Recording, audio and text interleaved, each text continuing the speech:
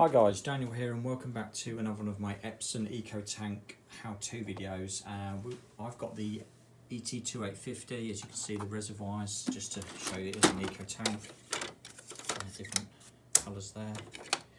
Right, so I'm going to show you how to reset the printer completely or just the area which you're having trouble. Now you may want to do this if you're trying to print, scan or copy, or the printer is dropping its network every now and then, the Wi-Fi, etc. It's just not working properly. It's just annoying little issues. So let's get on with the video. So settings icon, the cog icon there, okay. It's all the way to the end on number 8. Restore default settings. This will also apply to other models apart from the ET2850. Okay, so there's different areas of that. If I can get that on the camera. There we go. There's different areas of this printer that you can reset. So network, which would be the Wi-Fi.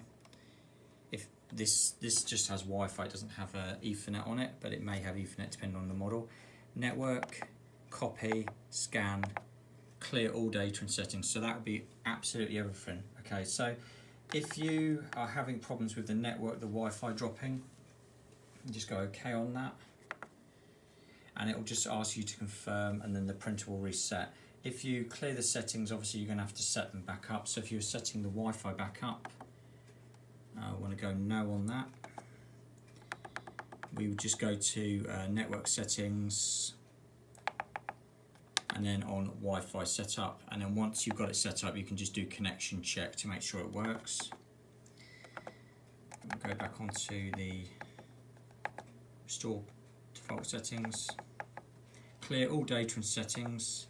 That will clear the scan, the copy and the network settings. It says here restore all settings including network settings to default. So obviously you'll have to set things back up. We go yes on that. And once you've done that, if you've done this or you've done the network, the admin password to this will be underneath on a sticker. So that's how you reset the printer, and I hope that helps you if you're having problems. If you've got any questions or comments, please leave them below, and thanks for watching.